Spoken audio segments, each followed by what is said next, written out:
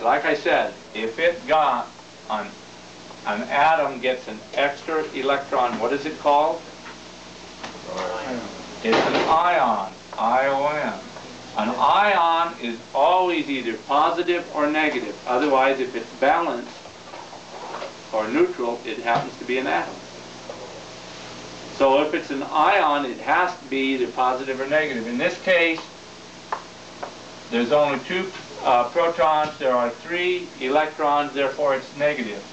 So this is a negative ion. Now, atoms do not gain or lose protons. They gain or lose electrons. If this one lost an electron, the atom lost an electron, what would it be? Positive ion. An ion. And you said it would be positive because it has more protons than electrons. Now sometimes we misnomer that for ease of talking and understanding to say it may gain or lose a proton. The only way that they do that, though, is they have what they call nuclear fission, and that's the way they do that. They split the atom where it loses or gains protons. Actually, when they smack this real hard, it will split this, and it opens up, and it releases a lot of energy in doing that. They had a couple cases of extra release over Nagasaki and Hiroshima. So please remember, although sometimes I may say if it gains a proton or lose a proton, it's just a term. Actually, it's either gaining or losing electrons. And I don't think I use that in here in an explanation because always they're gaining or losing electrons. Electrons are the active element in an atom. Electronics is the study of electron movement. So you can say you are studying applied physics, that portion that deals with the phenomena of electron movement through matter. And that's exactly what electrons are. It's applied physics, electronics, because we're not studying theoretical, we're studying how it can be used, what we can do with it. Applied physics, that portion that deals with subatomic particles. An atomic particle is where it has the protons, neutrons, and electrons. That's a full atom. That's an atomic particle. If we're getting smaller than atomic particles, it would be called a subatomic particle. An electron is a subatomic particle.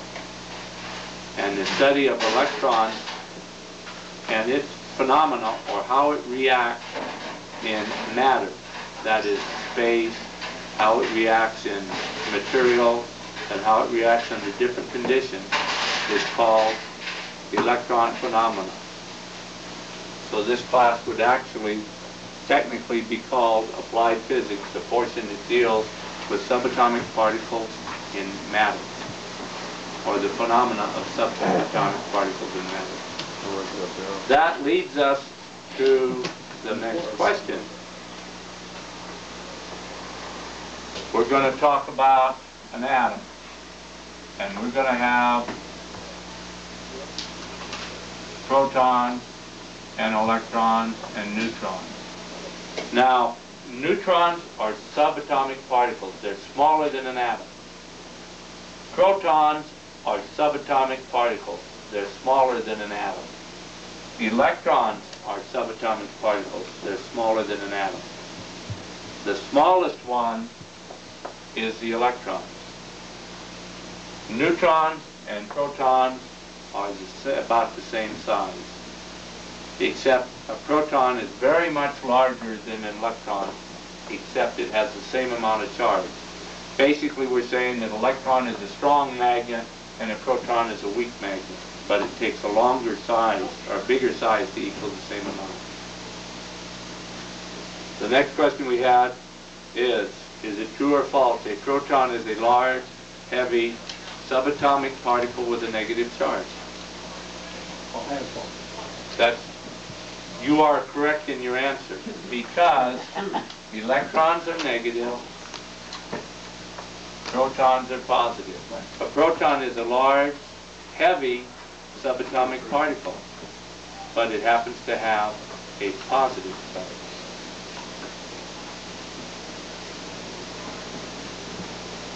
Another thing that we talked about once before, and we'll mention again, on an atom, if we have a nucleus here, and we have little electrons circling it. Yeah. 1, 2, 1, 2, 4.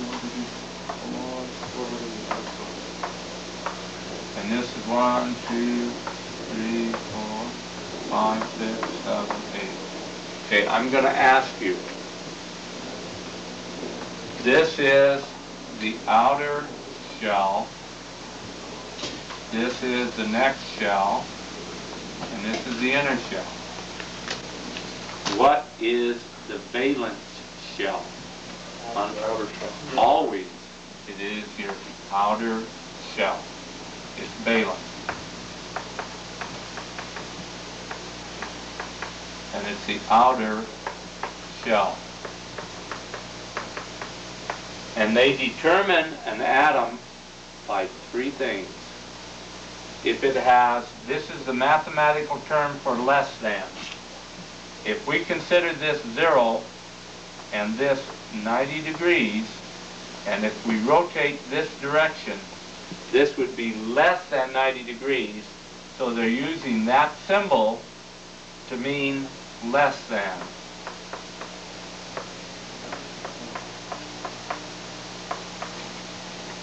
Now, we use this symbol to mean equal to, or equal, and we use this symbol because if we're rotating this way, it's greater than 90 degrees, so we use that to mean more than.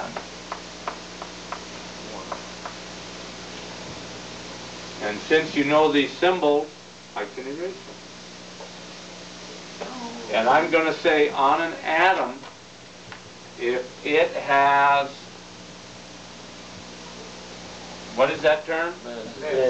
Less than 4 electrons in this. If it has less than 4 electrons in the valence shell, what is it? A conductor, that's true.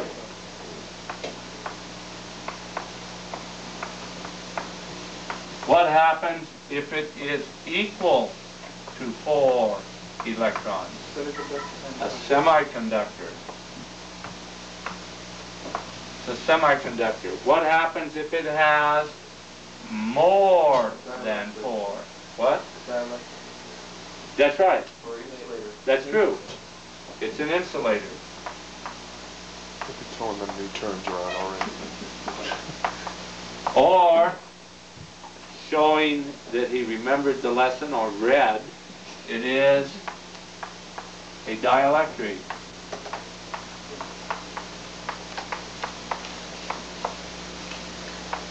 The term dielectric is usually referred to, not always, but usually referred to when we're dealing with capacitance. Anybody have any problems with that so far? A lot of this is review, some of it is new material.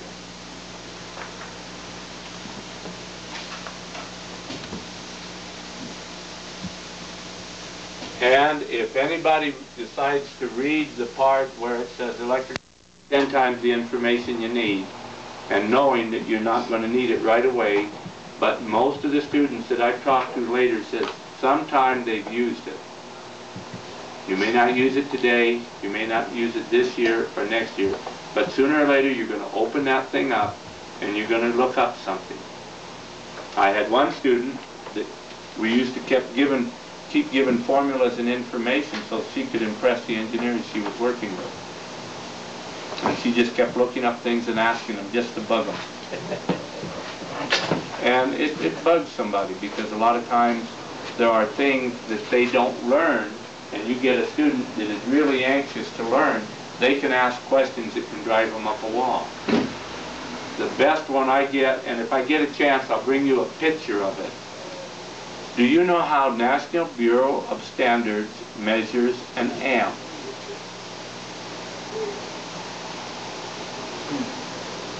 They weigh it. They literally weigh it. How many engineers would know that? I'll have to bring you a picture. It's a huge scale. What they do on this scale. And it's literally a scale, a balance scale. Is they take a coil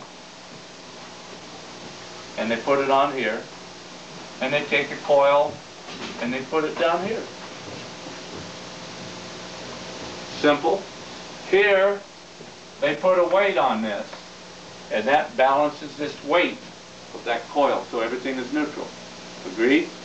Now they'll run a current through this coil, and it will have a certain amount of attraction. And you know how coils or metal will pull each other together? It will pull against each other. And they put additional weight over here. They measure the amount of voltage and the resistance, and they know the current. And it pulls, and they calculate the difference for the magnetic pull of the earth, and they'll actually weigh a certain amount, and that is 1 amp. The bottom part of that coil is attached to something? Well, they'll have a battery here, and it'll run current, and they'll pull towards each other. You know how they pull? Yeah. So they're separated? They're physically separated, and this will flex, but they actually pull towards each other, and they'll actually weigh this strength, or this magnetic attraction, by a weight, and they actually measure this coil very accurately, and the resistance of it, and a lot of information on it, so that they get very accurate in this information. They measure by weight 1 amp. Do anybody have any idea how much it weighs?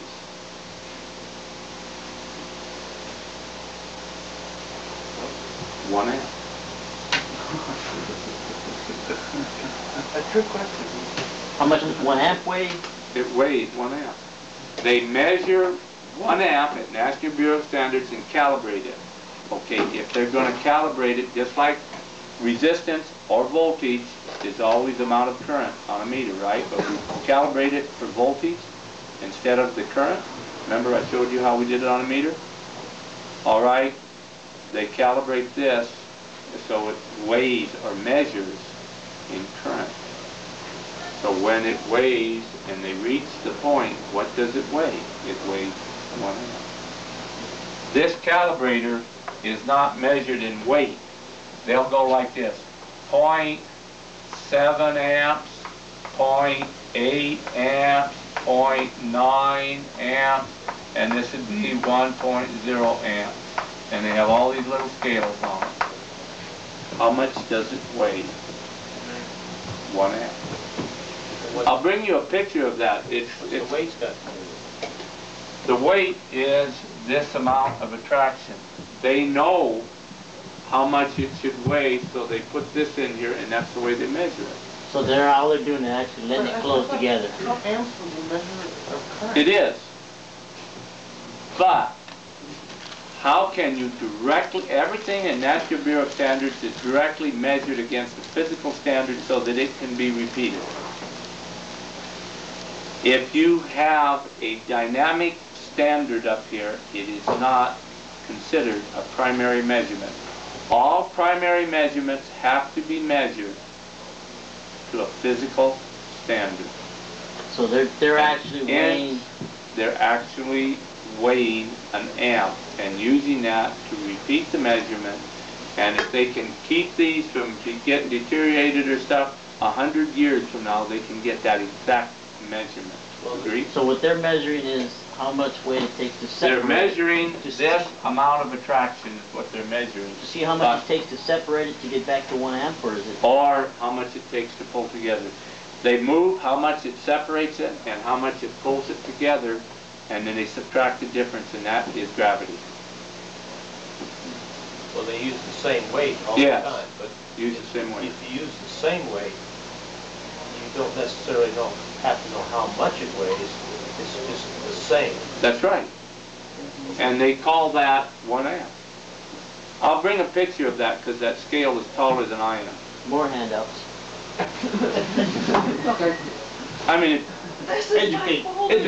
it's interesting because I'll what take it. happens is, it's just a piece of trivia, but it's interesting to know that all our measurements are measured against a physical standard. So do they do something similar